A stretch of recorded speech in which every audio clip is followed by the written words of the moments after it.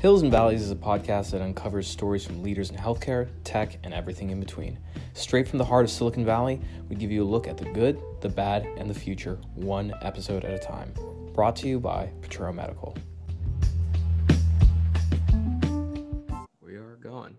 Hey everyone, Omar M. Khatib, Director of Growth here at Potrero Medical with another great episode of Hills and Valleys. I heard about this young gentleman's story earlier this week, and I couldn't help but be incredibly inspired by it because of the bravery and courage it takes to do the things that this young man has done. And we're joined by Joseph Richard, who is a nurse on the front lines of this really devastating pandemic. But what's most interesting and I would say inspiring is that Joseph is actually a cancer survivor, and upon coming out of treatment, he had every right not to go back into nursing, and he did. And when he went back into nursing, he volunteered himself in the middle of a pandemic, coming out of a cancer diagnosis, to go on the front lines and be in the COVID unit. So I can't explain what kind of bravery and what kind of character it takes to do that. But I want to learn more and share his story. So Joseph, thank you so much for joining us. How are you? I'm good. How are you? I'm doing great. So Joseph, why don't we kind of start from the beginning? What made you become a nurse? What's your background and story like? When I was young, I remember I was in a church setting with my mom, my aunt, the rest of my family. And I was 12, so I fell asleep in church like 12-year-olds do. And I remember waking up and actually saw my mom, who's a nurse, and my aunt, who's a doctor, performing CPR on the preacher because he'd actually fallen out and I guess he'd coded. Of course, I don't understand what's going on at this point, but in my mind, I was like, I want to be like my mom and my aunt. So after that, I did EMT basic in high school and I got certified as an EMT basic. And then I decided to go to nursing school. And then while I was in nursing school, I worked in the ER and I admired working alongside those nurses. And I definitely realized like nursing was going to be something that I would enjoy doing probably for a long time. So that's kind of what made me decide to be a nurse. That's fantastic. Where did you go to school and where did you train? So I went to Northwestern in Louisiana. There's two campuses. There's one in Natchitoches, which is a small town, and then the nursing campus is in Shreveport. So, are you originally from the South? I am. Really? Where in the South are you from? I am originally from a small town named Natchitoches, but I grew up in Bossier City. Oh, got it. No wonder we get along so well. I'm from the South as well. I'm originally from Texas. Oh, okay. Which part? El Paso, Texas. Okay, cool. Yeah. This is the Southerners, like, we know what it's about, man. It's a whole different place down there. It's it cool. It really is, man. I'll tell you, I gained a lot of weight when I went to New Orleans. Oh yeah, a lot. It's really good food. Yeah, it was really good. So then, what took you from the South, all the way out here to the West Coast? So I became a nurse, and I was, for 2 years I worked, but I wanted to get out of, my smaller town, of course, and I know what that's like too. Yeah. I know. I feel you on that. Hey, hometown heroes, we love it. We had to get out. We love it. So we have to do something else. So I was like, I'm going to be a travel nurse. It's going to be the best thing ever. I traveled up north, near San Francisco, actually. I was in San Jose. Well, actually, I was in Gilroy, but it was near San Jose. Yeah. That was my first assignment. And I was like, this is a really small place. But then I had a friend from Louisiana who was in California, and he said, you should come to West Hollywood. So I applied for a job and got the job and came down to LA. So how old were you when you moved down to West Hollywood? I was 26. So yeah, young guy traveling and everything. It's like, yeah, why not move to West Hollywood? You're a lot smarter than me. When I was 26, I think I was still in Texas in my town, so I didn't get out until later. So fantastic. And so where did you start your career in West Hollywood? So I started my career as a traveler at Cedar Sinai in the medical ICU.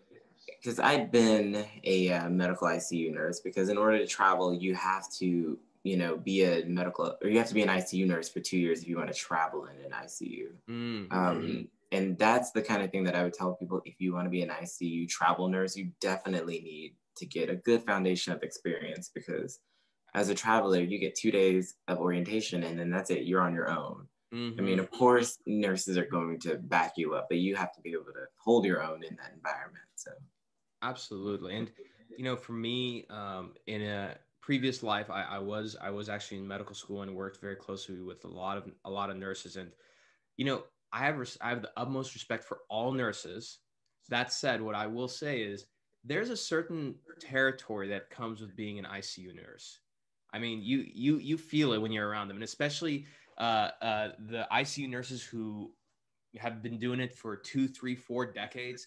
I feel like they're almost like decorated 5-star generals, from the military. Oh yeah. Like they're really lovely, sweet people, but they're hard, and you can feel it, Oh, yeah. I'm sure. So when you traveled as a traveling nurse, you got this great experience. But I think the big thing about being a traveling nurse is that you don't technically have a home, right? You're bouncing around, and so you don't get the benefit of just having, let's say, one mentor. So you really have to rely on yourself to learn a lot. Did you feel like that was your experience? At the first hospital I worked at, I felt that way. But then when I came to Cedars, actually, I ended up feeling like I had a home in these people. I met so many nice nurses on the night shift. I'm still friends with them to this day, even though a lot of us have kind of gone our own separate ways and things, But I definitely feel like I had a home there. And then that's why I actually decided to stop travel nursing and just stay there, because I was like, you know what? I've met some great friends outside of work, at work. Like, this is the perfect setup for me at this point. So I decided to stay. And I hated moving. Well, and while you were there, did you have any mentors? Did you have anybody who kind of took you under their wings where you learned a lot, or what was that like? I feel like it was a lot of the nurses on the shift. I mean, I could, name multiple people. It literally, like, I feel like that everybody had my back on that shift, Like, it was, I don't know, it was the best case scenario, I would say. Fantastic. So why don't we, I'm curious to hear about it. When did you get your cancer diagnosis? What was that like? Could you walk us through that? Because it's a really, really scary moment. No matter how much you might be exposed to it, like in medicine, like that's a really intense thing, I will say, just to, I've been a nurse obviously for so long, for 10 years, but when somebody is explaining something to you yourself, as the patient, you don't hear it the same. So I definitely did not hear it the same. I didn't know, like, I understood it, but I didn't understand like completely. Like, as a nurse, I feel like I would, as your nurse, I would be like, I've got it. I figured, I know what to do. Like, I can figure this out. But for my own self, I was just like, wait, what? It didn't make sense. Even though before I got the diagnosis, I knew it was cancer, but I wasn't ready to kind of admit that to myself, I think. So I was diagnosed in like mid-September, but I'd been feeling symptoms maybe I would like to say in March, and this was of last year, 2019. The first symptoms I remember, feeling, and then at the time they weren't symptoms to me. At the time they were just like random things happening. I was like, oh, that can't be anything. Especially being young, like you're just like, whatever. Yeah, I was working out. We were getting ready to go to Coachella. It was a big deal to us. Well, you really do live in West Hollywood. You got to go to Coachella, SoCal. So, like, we were all talking about our outfits for Coachella. Like, I wouldn't have thought cancer was coming up. What were some of those symptoms, if you don't mind? No, I don't mind at all. So the first symptom, again, like I said, I'll tell you when I started thinking these were cancer symptoms, but the first symptom was actually like an itchy scalp, like extremely, extremely dry. And I was just like, well, this is random. Like I've never had like an itchy scalp like this before, but then I was just like, whatever. It just felt like someone threw itching powder and you were just constantly. It was the worst itching you could ever see. And it was like super, super dry. And I was just like, this is not horrible, but I can fix this. I was like, you know what? I'll get a doctor's appointment. It's whatever. Yeah. That was the first thing. The second thing, I remember having extremely bad arm pain. Like my family and I, when we could actually travel, we met in Oregon to see some other family. And I remember my arm hurt so bad. And my dad had to go pick me up like hot packs. I was taking ibuprofen constantly, which you're not supposed to do. But obviously I was like, well, something's got to break this pain. Like I needed something and it would help. But then, it was just a constant pain and eventually it got a little bit better. But then the next thing, I remember we went to the beach because it's the summer at this point. And all my friends are, we're taking pictures and my friend was like, oh my gosh, you look super skinny. And, we're in West Hollywood. So we're all like, thank you. That's great. And then I remember I put on a shirt to go to a friend's going away party and the shirt didn't fit me like my shirts fit me. Because the year before my friends were making fun of the fact that like my shirt was so tight that it was gonna burst open because again, I was working out a lot. So I'd gained a lot of muscle, but then the shirt literally just swallowed me whole. But then I was like, okay, this might not be good. Something might be happening. And then when I finally said, I think it might be cancer, was when like a lump appeared on my neck. And I was at work and I talked to one of the physicians. I was like, hey, I'm gonna, run the ultrasound on my neck. Can you take a look at it and see what you think? And she was like, yeah, that looks really concerning. You should probably go see your primary as soon as you can. And fortunately, I had just like I had just had a scheduled appointment with my doctor because I'd never seen a doctor, like an actual primary doctor. And I know everybody probably says that about nurses, like, we don't go to the hospital unless we have to go to the hospital. But I was like, you know what? I'm getting older.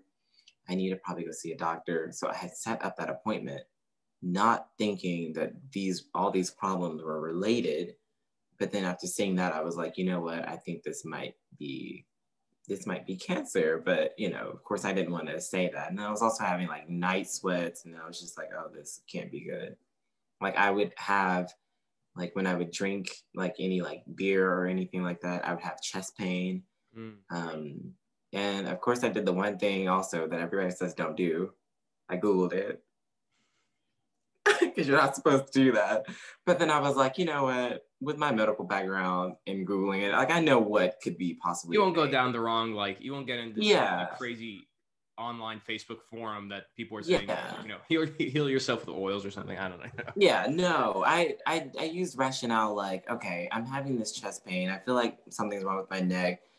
Then I was like, I had to answer questions for myself. I'm like, okay, the lymphatic system, where does it go? Like I had to review that because, as a bedside nurse, I'm not looking at the lymphatic. That's not what I have to do. But I was like, let me review that because I know this is a thing. And sure enough, it goes right where the pain was kind of hurting. And then, of course, I looked it up and they're like, well, in lymphoma, you'll have swollen lymph nodes and you could possibly have pain with drinking alcohol. I was like, well, that seems about what I'm having. So of course, I had an idea of what the diagnosis was, but I saw the doctor. She suggested doing a formal ultrasound of my neck. And we were waiting for that to come up. Then we were waiting for the results, of course. But before the results came back, I had chest pain again. And I was like, you know what? And I called her and I said, I honestly think that whatever's wrong with my neck is wrong with my chest. And I think I need a CT. And fortunately, the doctor, she didn't give me any pushback. She said, you know what? You're right. Let's just go on and get the CT done before the results come back. So that being said, I'm still working. I'm a CN3 at work, so I have certain things that I have to do. So at this point, I'm orienting someone. I have a project that I need to do. So I had to go get a biopsy one day, like a punch biopsy. And I don't know if people know what that is, but when I say explain to some of the non-medical folks what a punch biopsy is. I didn't know what a punch biopsy was because at my job, I don't do that. Like, you know, in the medical field, I feel like if you work in a certain area, you see certain things over and over and over. Biopsies, not like that. You just don't see punch biopsies. I've never seen it. So I'm like, okay, punch biopsy, cool. I go into the office thinking it'll be fine, whatever. Because I drove there. So I'm like, surely I'm not going to be, you know, in any pain or anything. It's not going to be horrible. I can handle anything. They put the lidocaine, and I was like, oh, that hurt a little bit, but whatever. They get this gun and literally shoot what feels like a bullet into your neck 6 times. And when I say I was shaking, it was quite possibly like the worst pain I'd ever felt. After going through everything, I feel like that maybe that ranks number 2 on the pain scale of things that I felt during that whole situation. But it was so painful, and I still had to go to work the next day. This is horrible, but it was whatever, because I was like, in my mind, I was scared that I knew what was going on. And I was like, it's going to come a time I'm not going to be able to work. So I need to go on and clock these hours because I'm not going to be able to work here soon. And I knew it before I got a formal diagnosis. I knew something was wrong. And the worst thing that I heard from the doctor was the punch biopsy was inconclusive. I was like, you got to be joking. This has got to be a joke. So they had to schedule me for a actual surgery to get a true biopsy. And I mentioned the thing about the CN3 because I had to do my projects, this, and the other. I was orienting at the time. So I was orienting someone. So I feel like I had to keep my game face on and be like, you know what? Like, this is how you do this. This is how you do this. I have to train this guy to make sure that he's a good ICU nurse. How long ago was this? Like, what year or month was this that you're describing? Was this last year or? This was last year in September. In September. Okay, we're talking about, so last year, 2019 in September. Okay. Yeah, early September this was happening. Okay. Like end of August, early September. So I'm orienting. And then also I remember so the morning that I had to go, or the evening that I had to go get the true biopsy, I feel like for me, that was a really emotional day because at that point I already got the CT scan done. Like I said, I'm a CN3, so I have a project to do. So that morning I actually had to do a safety committee project. So I had to put on this whole show thing, you know, with my, you know, committee members and things like that. And it was so sad because, you know, everybody brings food and I'm like, I can't eat. And everybody's like, why can't you eat? And I'm like, I have like a procedure to do. I remember one of my coworkers, like, we were talking and she was like, yeah, you look really, really skinny. Like, because everybody's so used to my clothes being so tight. You know, I live in West Hollywood, like all my clothes were tight. Everybody's like, your clothes are like actually falling off. And then later that day, I'm getting ready to leave the hospital because I'm like, okay, I've got to leave the hospital. I have to go make sure my dog is okay. And I have to come back to the hospital later for the biopsy. The doctor calls me. She said, Joseph, your CT came back and it is consistent with lymphoma. So we're going to go on and get the biopsy today, but we're pretty sure that it is lymphoma. We need to find out what kind of lymphoma it is, and we need to get this ball rolling as fast as possible. So the day was emotional for me because that was the day that I told my mom what was going on because she's still in Louisiana. And of course, you know, you don't want to sound the alarm until you have to sound the alarm. And how many, do you have siblings? I'm the oldest by 10 years. You're the oldest. Okay. Mm-hmm. So, you know, I didn't want to worry my mom. I didn't want to scare her. But at the same time, I was like, okay, this is starting to get to the point where she needs to know what's going on. Because, you know, to get the biopsy that I had to get, they actually had to intubate, like, which is when they put the tube down, you're on the life support. They give you the medicine, you're knocked out. And I was like, you know, being a medical ICU nurse, I'm like, heaven forbid something happens. And I end up having to go to the medical ICU, to the ICU. And my mom's like, what happened? How did I not know this was happening? And I think that's the first time that I actually like bawled. Like I was crying about the whole situation because I was like, it was so hard to tell my mom, like I'd been dealing with it for, you know, for more than a few months, and, finally thinking it's cancer myself, and then finally getting the unofficial diagnosis from the doctor. It was just really hard telling my mom. So, but, of course my mom was supportive and she was ready to get on a plane immediately. And I was like, stop right there, Mom. Don't do that just yet. My friends will take care of me through this part. I'm going to need you eventually, though, to come out. So that was pretty much the diagnosis part of that. That's really, really tough. Yeah, it was a tough one. It was tough, but it was okay. And I fortunately had like really, really good friends that were also my coworkers, and they've been my friends for years. And they took me to the biopsy. They waited. I woke up. My friends were, there for me. They called my mom. It was okay. It was okay. And I took the next day off, and then the next day I had to go back to work to orient. Wow. So so this all happened in September of last year. When did you start your treatment? So that's here's one thing that I did, and it's hard to say if I would recommend doing this when I do it again, but at that time I actually had a vacation planned at the end of September. And my doctor was like, okay, we're gonna, get you in for treatment, this and the other, blah blah blah. And I was like, you know what? Actually, I have a vacation plan to Barcelona. I'd never been to Barcelona. We were going on a cruise. It was actually a gay cruise. And I was like, this is a once in a life, well, not once in a lifetime. I could have always done this any other time. I was like, you know what? I've been fine all this time. I'm gonna actually take that time off. Yeah, have Because a little fun and party, especially look. I mean, cruises. I mean, Well, we're not gonna do that again now for a while. So, but this is my rationale, and at that time, and I feel like I still stand by that decision. I know that when you're going through treatment and things like that, you're not gonna go anywhere. You shouldn't really be going to many places because all these numbers drop this and the other. And then I also know the risk of having cancer and going through treatment. Like you could, I mean, worst case scenario, you could die. Like, and what's so crazy, and this was my friends after looking back at everything, and they would tell me like there were certain times like you would say this and I had to like step back and I would cry. Like this is what my friends are telling me. I remember after that biopsy, I guess I was so out of it, I told my friend, I was like, people die from this.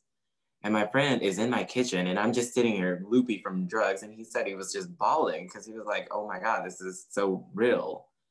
But I knew that that was a possibility. Like, I mean, you just all at that point I was just like, wow, I guess I'm not like immortal. Like I guess this really could happen. So I was like, I'm gonna take the trip. And I was like, and if anything happens and I feel like my health is in jeopardy or I feel worse, I'm gonna go to the hospital because I know when like things are bad. I know. Mm-hmm. So but yeah, that's You went on a 1 week long cruise and just balled out of control. I did. It was super fun. Absolutely needed. Perfect way to kick off treatment. Because when I got back, I was still working. What about the cruise? The favorite part for me about the cruise was just getting to have the freedom of being myself. I feel like I get that, of course, like in my day-to-day, but this was literally just a time to just take a break from work, take a break from everything, and just be fun.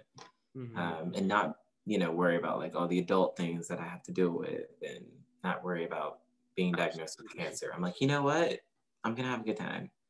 And I did. And it was a 1 week long cruise, or it was a 1 week long cruise out of Barcelona. Yeah, so it's like Mediterranean cruise, all you can eat. You're meeting a lot of great people, partying, having fun. Yes. Very fun. It was like amazing. Would not trade that experience for the world. Like it was amazing.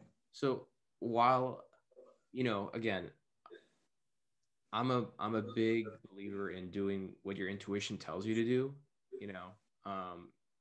And I think maybe your intuition pushed you to do that, because I wonder how many times during your treatment, I think we have so much more power just in our minds than we realize. Mm-hmm. And when you're going through really hard times, you have to go to the metaphorical, I guess, cookie jar in your head and pull from happy times, times when you felt good, just, get a little dopamine flowing in your body. Did you Yeah. ever during your treatment, like, kind of go back in your mind and thought about like the fun times on the cruise or something, and, reimagine it? Did it help? I did. It does. And I still think about it because I'm like, wow, that was like such a fun moment. Like, again, so needed. And I had planned that trip for literally a year, not knowing what was coming, Hmm. So I think it definitely helped to have that. But I mean, but not only did that help me through things, like my family helped me, my friends helped me. I literally, I've spoken to people who have had cancer as well, and they were like, yeah, I had to go on antidepressants. I was like, I didn't need that because I was so overwhelmed with love and support. I was just like, like I don't know, I didn't need it. I was fine. My saying that I kept telling myself is, I'll cross that bridge when it comes, and Hmm. I'm not gonna worry. I'm gonna just cross the bridge when it comes. And I took a quote from, um, I love Florence and the Machines. And she has this song. It's called "Only for the Night," and I just took the one line. It said, "The only solution was to stand and fight." And my friend bought me a bracelet that said that quote on it. I was like, "Oh my gosh! Like, come on!" Like, I just was so surrounded by so much positivity that there was no way I could get down. That's amazing. And, definitely, like, a lot of love and a positive attitude. It's not enough to overcome a cancer diagnosis, but I think it definitely is going to help. And, I definitely, and this is something that's not really well studied in medicine, and I think it should be taken really seriously. Which is like, there are plenty of times that people get for you're younger, but somebody who's later on in life gets a cancer diagnosis, and they quit their job, they stop everything, and they said, I'm going to go do whatever I want. And then magically, through, of course, therapy, but also, on its own, like, they survive the cancer, and then they're cancer free. And I think there's something about that, about the potential power of energy healing.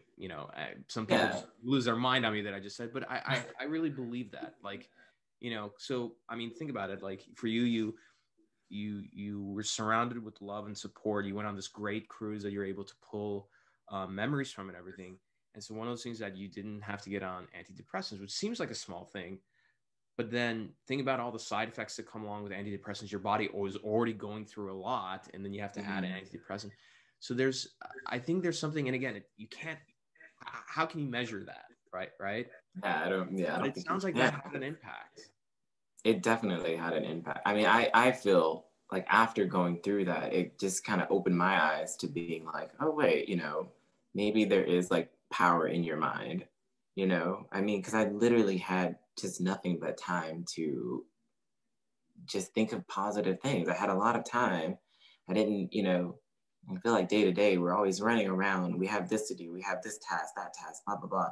At this point, I didn't really have those tasks. It started dwindling down, of course, because, after I got the port put in my arm, they were Mm. like, well, you can't lift more than 10 pounds. I was like, okay, well, then after that, that's it. I'm done working.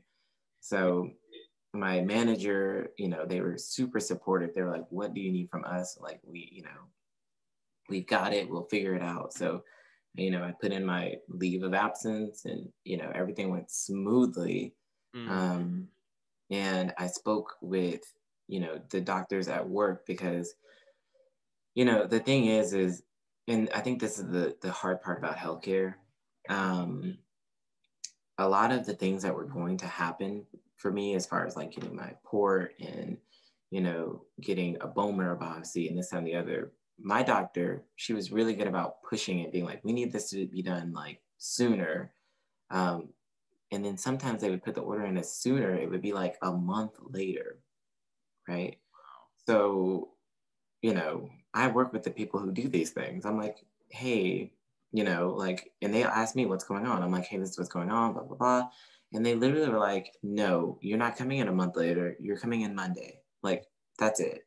Mm-hmm. And I was very fortunate in that. And it's like, I kind of, obviously it can't be like this, but I wish that it was like that for everybody. Like, it should be like this. Like, it should be like, boom, we're doing this next week. Like, you're not coming in next month. So Right. I think that was a big help for me. Like, everybody literally just kind of pushed to get things done way quicker than I think they would have been done if I didn't work at the hospital. So, Who are the most important people? I'm sure there's a lot of people, but there are probably a few that really stand out. Who are those people that really were kind of like your angels, through this whole period and really helped you? Like, who are those people? this is, you're right. I mean, there was a lot. So you're okay. Not I'll to pick start. favorites, but I there is a handful or two I or three who are there no, for I you think it's every. very clear, like the MVP of this whole situation. Obviously, my parents, my mom, my dad, they came literally from Louisiana, and when I tell you, drive like coming from Louisiana, that is an all day affair. It doesn't matter how you cut it. It doesn't matter. You're always gonna have to take two flights, or if you drive, 4 hours to get. It's an all day affair. My parents dropped everything and literally came every other treatment that I had. And then the treatments that they didn't come, they called. And then, my mom was like, if you need me at any moment, I will drop everything and be there. And my dad literally was the same. So, you know, they were literally the MVP. Like they were my friends, Melissa, Chris, and Latoya. They took me to my treatments. And when my parents weren't here, my aunt, she came up to visit me and she took me to a treatment. So I feel like, when I physically just couldn't do things for myself, like those are the people that literally stepped in and physically, took me to the treatments and, made sure I was okay after being pretty much doped up on all this medication. So I think that was a big deal. And then, of course, I had a lot of other friends that came in to check in on me and, made calls and things like that. But yeah. it was a lot, but you really find out who your true friends are, like they say like you'll never know your true friends are until. I'm like, yeah, that's so true. Like those are like my true friends. So And the time, I think the nice thing is that you're very fortunate that you're surrounded by these, all these great people. But as you mentioned, there's a lot of times that it's just you by yourself in your head, even if you're getting treatment. I mean, there's people there, but it's just you. So what did you think about, like, like the times that I was just at home alone, how did you keep yourself going? um I think another, you know what, and now I can't believe I failed to mention this. I failed to mention I have a dog. And I am not gonna lie, he kept me going because, it was like a companion. He was there all the time. I have a 5-pound Yorkie poo. And What is a Yorkie poo? yes, he's a Yorkie poodle. He is so sweet. And he Oh, I literally, didn't know that exists, but that makes sense. yes. And he was so sweet. Like it just, I don't know. Again, I didn't feel lonely. I just felt fine. Yeah. It's hard to explain. I mean, maybe it was just from all the medication that I had to take. I mean, because a lot of time I was asleep, Mhm. because I mean, the nausea to me was a different kind of nausea. It was not like I'm dizzy, I'm sick. I felt just weird all the time. So I would have to like take medication and then I would have to like take a nap and then I would eat something. And of course, I didn't really have a lot of time to just be sitting there. Like literally, like my aunt would FaceTime me and check in on me and talk to me and just be like, oh, how's your day going? Did you eat? Like that, I think that was pretty much the topic of conversation with everybody. Did you eat? I'm like, I ate, yes. Yeah, and again, it just seems like there's this theme of making sure that um, you don't have a shortage of compassion and good emotions and feelings around you. And I think there's another really powerful thing about having an animal around. Yeah. Oh Especially yeah. a dog, you know, because Yeah. like they're happy to see you no matter what, you know, like that's, you know, and I think, I mean, I don't think it's a coincidence that you didn't have to be on antidepressants and you had this remarkable recovery because, again, I think your body was allowed to really focus on healing itself. Yeah. And I don't know. I really think that's. I mean, look, I don't. You and I, we see it all the time in medicine that it's not a surprise that people who have really bad chronic conditions, a lot of times they're, you know, it's stemming from something like they have a lot of stress, right? Like stress Yeah. doesn't help things; it makes things a lot. No. Oh yeah, definitely. So I think it's logical to think that from a physiological standpoint, if you swing on the other direction, a lot of really good, you know, emotions, positivity, just, you know, feeling fulfilled and grateful and all these things, that has to have some physiological effects on the body. I mean, it just has Oh to. yeah. Oh yeah, I definitely think so. And so when, you know, are you still in treatment now, or where are things at now? So I finished treatment. Let me see. I think it was in January. The actual chemo treatment. I think my last chemo was in January. Because when I thought, and this was also a really tough one for me, but when I thought it was over, because I had the 4 treatments, I was like, okay, that's it. And then the doctor was like, oh, okay, you know, they saw something on the PET scan that we weren't really aware of, and just to be safe, we wanted to do 4 more treatments. So it kind of drag it out a little bit longer. So it pushed it to January, which again, that was like tough to hear, but it was another moment where I was like, you know what? We'll cross the bridge as it comes. I mean, actually during treatment, I mean, these are just a few things that happened. Like literally my port came out because my skin was too tight, I guess. I don't know. But then I had to go get a PICC line. So, and this was like, I had 2 more treatments to go. I'm just like, this is just, it's tough. And again, I feel like when I tried to, see myself getting down about it, and everything just kind of lifted me back up. So that ended in January, and I was like, and that's it. And I could see the light at the end of the tunnel. They were like, you're going to go through radiation. It's going to be, I want to say, is that 35 treatments or 45? The numbers are kind of like, I kind of forget, but it was literally daily for a month. And my mom and dad, of course, they offered to come out. And I was like, it's okay. I'm fine now. I can do this part. It's literally just you go in there, you lay down, they have you do all these kind of crazy, breaths and stuff like that. Which, fun fact about this, the PET scan, I didn't mention this.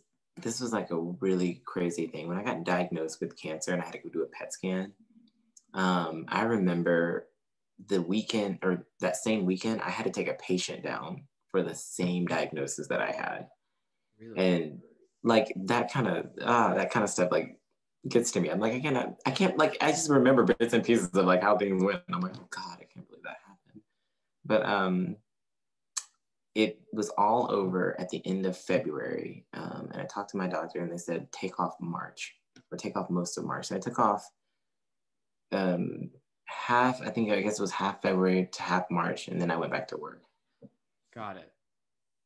And you just got out of this complete roller coaster of a ride. You went through hell. And it's not like you went back to work in January or February when we didn't know what was going on. You went back to work when, in April? Mid-March. Mid-March. Yeah. So getting close, right at the peak of being, everyone's just is afraid of dying and freaked out. Like that was the peak of how intense this pandemic has been. At what point did you say, hey, you know what? I think I'm not only going to go back to work, but I'm going to go and volunteer on the COVID units. Can you walk us through that? Because that was when I heard Rebecca tell me about it. And she's like, he just got out of this cancer diagnosis, and I'm like, I would love to interview him. She's like, yeah. And then after he got out, he went and volunteered on the COVID unit. I was like, are you kidding me? I was like, so can you walk us through that? It wasn't okay. So this is the thing. Had I not worked in that unit already, I probably wouldn't have gone. But that was my home unit, the medical ICU, right? So they turned it into a COVID unit. So I'm seeing, my unit be turned into a COVID unit. I'm seeing all my coworkers work super hard. And again, like I said, I've been an ICU nurse for years, so I know kind of how to handle these situations. I was a charge nurse on my unit before I left. I was orienting people. So I want to get back in there. And I guess I want to, I want to be able to do this. I want to come on and, be like of assistance. Like I want to do what I was made to do. So I get back to work, and of course my coworkers are all scared that I'm up on the unit. They're like, why are you here? And I'm like, I work here. Like, what do I talked to my doctor, and unfortunately I feel like my doctors, just as I too, they're like, you know what, to be honest, we don't really know what your risk is at this point. They were like, your numbers look fine.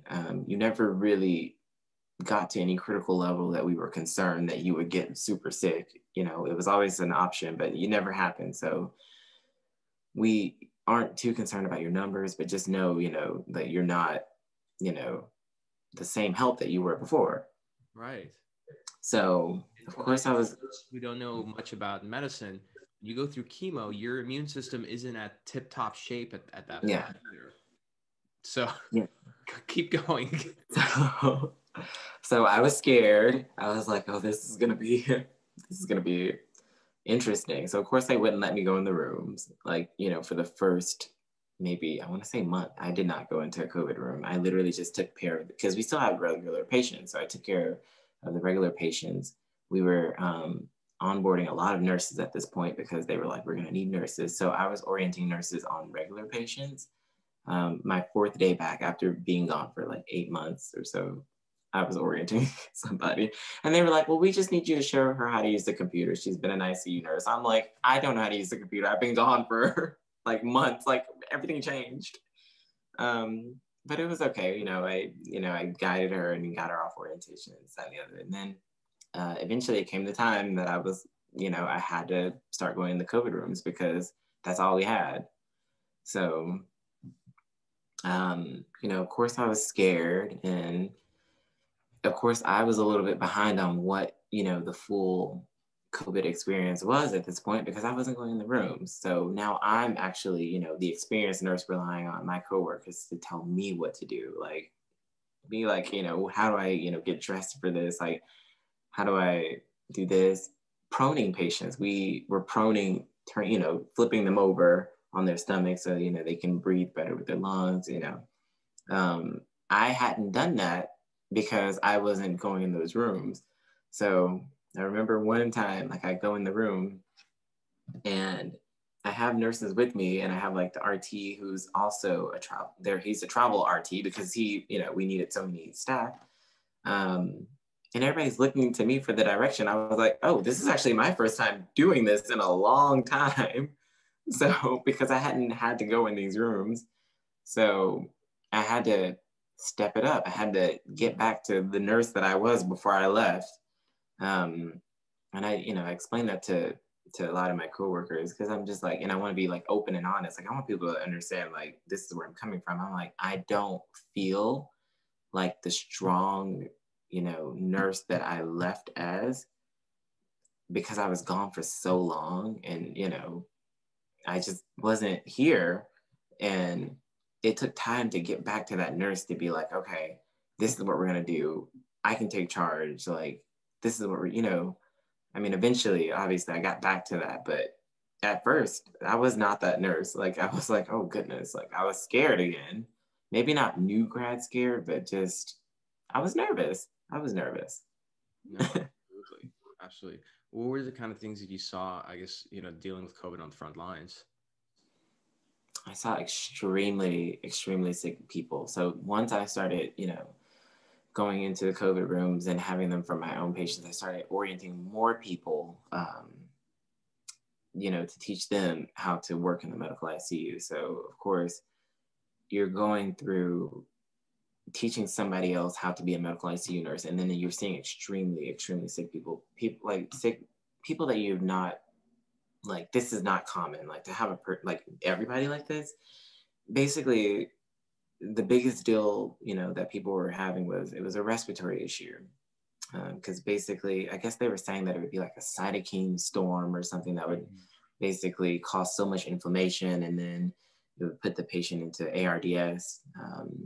And the ARDS was so bad that they're on like really, really high vent settings, like they're on peeps of like 16 and things like that, and they're not oxygenating well enough. Their pulmonary, what are they? The PF ratio, like I was like, I'm trying to think of all these things as they're like coming out. The PF ratios were low, so we had to basically prone them to open their lungs to make them oxygenate. But in the middle of all this, we have them on, 2 sedatives. Like we have them on fentanyl, we have them on propofol, we have them on a paralytic. And when you're on a paralytic, you run the risk of like not, regaining muscle strength. Like your muscles basically weaken after some time. At this time, they're not sure which treatment's the right treatment. So they're giving the Plaquenil, they're doing, remdesivir, they're doing all these things. They're doing the convalescent plasma. It was a lot to keep up with. It was a lot to keep up with on top of putting on, the whole outfit, teaching somebody else how to put on the whole outfit, then bringing that person in the room, then trying to make sure the patient's safe. And things are changing in real time because we're changing constantly. But back in the spring, it was chaos. It was a show. So I was back in the spring. So are you still on the same unit now? I am still currently on the same unit. I'm actually looking into transitioning to a different unit, just because I'm also in school to be a nurse practitioner. Oh, that's fantastic. Yeah, and I figured, I've done a lot of time in the NICU. I oriented a lot of people. I think you deserve I've done part. Little time, yeah. It's like I want to see something new, Now, obviously, if they need me, diagnosis and treatment, and then volunteering the COVID unit at the height of the pandemic, I think you deserve to lighten it up a little bit. Just yeah, I think so. And I'm gonna hopefully learn something new in a different area. Maybe kind of see where I want to be as a nurse practitioner. And obviously, if my unit calls, I'll come back. If I have to, I will. So, Joseph, again, really appreciate you spending some time with us. And as we kind of wrap up, I got a couple of quick sort of rapid fire questions for you. But I think the first is if you can speak directly to anybody who's just received a cancer diagnosis or a family member who's has somebody in their life who received a cancer diagnosis, what's the message you want to, perhaps tell them? I would definitely say keep your head up. You'll cross that bridge when it comes. Like the more you stress about it, it's not going to get better. At the end of the day, you can only do so much, even if it doesn't end favorably, what was the point in stressing about it? You really have to kind of just take in every positive, energy that you can, and just kind of, hope for the best. But obviously you just have to just try to stay as happy as possible, because, getting down on it literally is not going to help you. Yeah, I completely agree. And I think I really like your mantra. It was the only solution is to stand and fight. No, I got that from Florence, so that is. So I think there's something to be said about that, which is that's a mantra you said to yourself every day. And I guess you're right. Getting down about it, stressing, like that's not going to change anything. That's not going to make it better. And so I think you found a way to live with it and make the most out of it. And I think there's a lot to be said there. Yeah. And the last question I have for you is for all the nurses who are listening and your fellow nurses that are out there in the front lines dealing with COVID, what kind of message do you have for them? First and foremost, I want to say thank you. Thank you for working with me. Thank you for fighting. We've got this. Nurses are resilient, doctors are resilient. We're going to beat this. So That's the biggest thing I have for everybody. We're gonna beat this. We've got it. I completely agree. And you know, if I can say this for everybody listening, like I really thank you for being who you are and doing what you do, because you know, you don't have to do these things, right? And especially all the nurses out there. And I heard a very nice saying the other day that I like. So when you save a life, do you know what they call that person? No, actually, I've never heard this one. When you save a life, you're a hero. Oh. But when you save 100 lives, you're a nurse. Oh my gosh, that's pretty cool. I've never heard that, actually. Yeah, I'm glad. I heard. I was like, I hope people haven't heard this yet, because I like to be the one to share it. But yeah, I heard it the other day, and I really liked it a lot. But really, thank you so much for coming on and sharing your story. And I think that, stories are the things that really, keep us going, that give us hope, that make, give meaning in our suffering, Yeah. And I think people hearing your story is just, I think it's going to impact and influence in such a positive way so many people that you'll never meet, you'll never know about. Yeah. But thank you again so much, Joseph. We really appreciate it. Oh, no problem. Thank you. Absolutely. Stay on for a moment. I want to catch up with you. So thank you all for listening. It's been another great episode of Hills and Valleys, and we will see you next time.